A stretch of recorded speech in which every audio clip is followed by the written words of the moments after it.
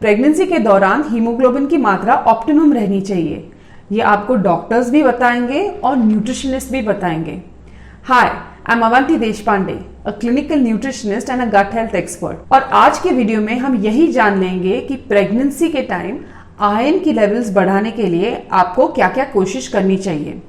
सिर्फ आयरन के लेवल्स नहीं, लेकिन प्रोटीन, B12 और अन्य कई ऐसे न्यूट्रिएंट्स हैं जिनकी मात्रा भी बढ़ानी चाहिए ताकि आयरन का अब्जॉर्प्शन अच्छी तरीके से हो जाए। अभी हम पहले जान लेते हैं कि हीमोग्लोबिन की मात्रा प्रेगनेंसी के टाइम कितनी होनी चाहिए। यूजुअली नॉन प्रेग्नेंट वुमेन में हीमोग्लोबिन की मात्रा अबाउट 12 to 14 मिलीग्राम पर DL इसको नॉर्मल माना जाता है, लेकिन प्रेगनेंसी के टाइम पे ये लेवल्स 11 to 12 मिलीग्राम पर DL भी अगर हो जाए तो डॉक्टर्स बोलेंगे कि ये सही है। अभी आप सोचेंगे कि अगर हीमोग्लोबिन की मात्रा 11 है तो ये सही कैसे होता है। तो एक सिंपल सी बात है, प्रेगनेंसी के टाइम पे हीमोडाइल्यूशन करके एक फिनोमेना होता है। मतलब जब बॉडी के फ्लूइड्स बढ़ते हैं ड्यूरिंग द होल प्रेगनेंसी, तभी हीमोग्लोबिन या फिर ब्लड का डाइल्यूशन होता है।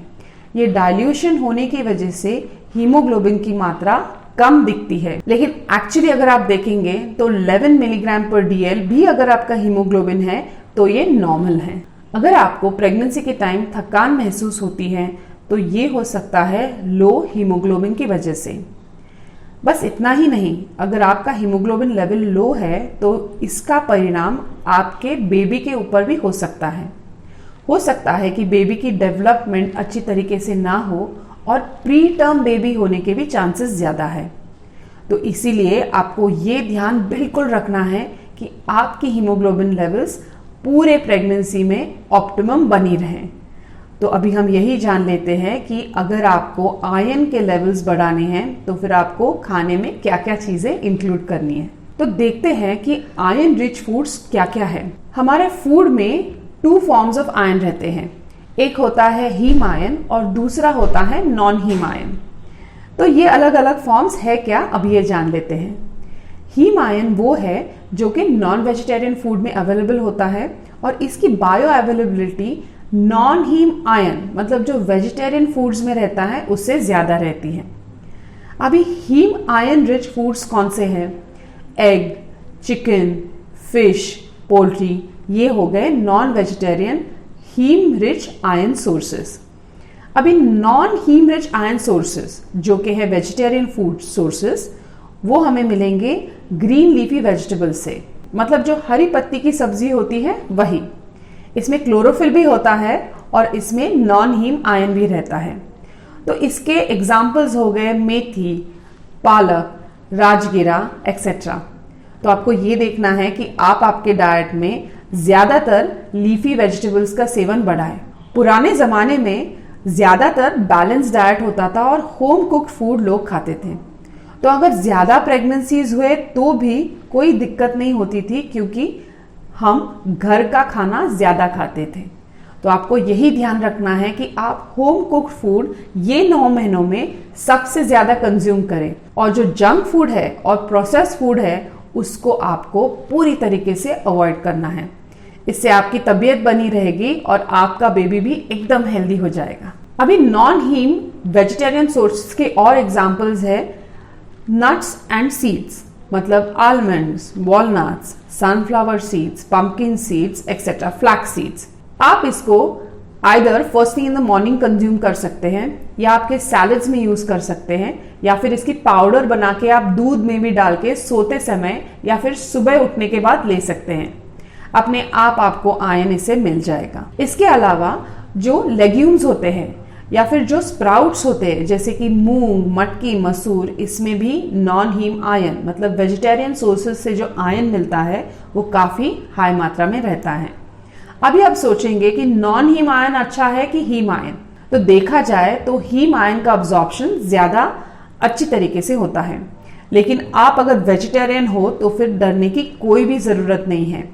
अगर आप जो मैं अभी नुस्खे बताने वाली हूँ वो अगर आप फॉलो करेंगे तो आपका नॉन हीम आयरन का अब्जॉर्प्शन भी आराम से हो जाएगा और आपको पूरे दिन का आयरन का रिक्वायरमेंट मिल जाएगा। अभी आयरन का अब्जॉर्प्शन बढ़ाने के लिए ये जरूरी है कि एसिडिक एनवायरनमेंट हो। तो एसिडिक फ्रूट्स कौन से होते हैं? नींबू हो गया, ऑरेंज, मौसम्बी, या फिर कई ऐसे वेजिटेबल्स भी है जैसे कि टमाटो, कैप्सिकम, जिससे विटामिन सी आपको मिल जाएगा। Amla is an excellent source of vitamin C, इसीलिए कई बार प्रेगनेंसी में सुबह उठने के बाद आंवला जूस लेने से या फिर च्यवनप्राश खाने से आपको आपके पूरे दिन का विटामिन सी मिल जाएगा। तो सिर्फ आयरन रिच फूड्स लेना इनफ नहीं है, इसके साथ साथ आपको विटामिन सी रिच फूड्स भी इंक्लूड करने हैं। एक बहुत ही आसान तरीका है, खाना होने के बाद आपको आधा नींबू लेना है, वो पानी में निचोड़ना है और वो पानी आपको पी जाना है। आपको विटामिन सी उधर से ही मिल जाएगा। आयरन का अब्जॉर्प्शन अच्छा होने के लिए आपको डाइट में प्रोटीन रिच फूड भी लेना जरूरी है। अभी प्रोटीन रिच फूड लेना क्यों जरूरी है?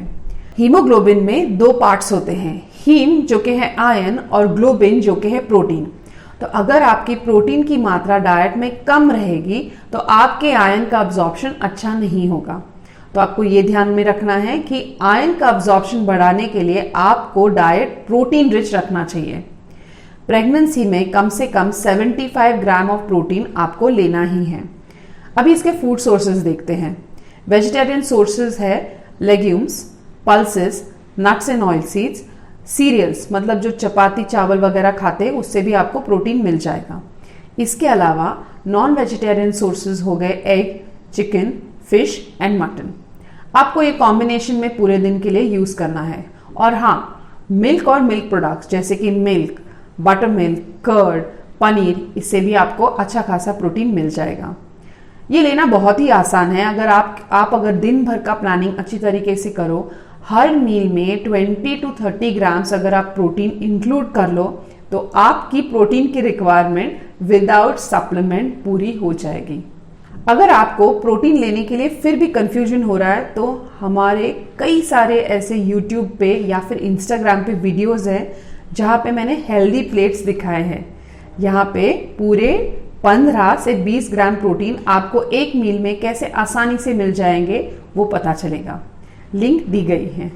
अभी आयरन की मात्रा बढ़ाने के लिए या फिर हीमोग्लोबिन को बढ़ाने के लिए B12 भी इंपॉर्टेंट न्यूट्रिएंट है, क्योंकि अगर B12 की डेफिशिएंसी हो जाए तो एक अलग किस्म का अनीमिया होता है जिसको बोलते हैं मेगालोब्लास्टिक अनीमिया।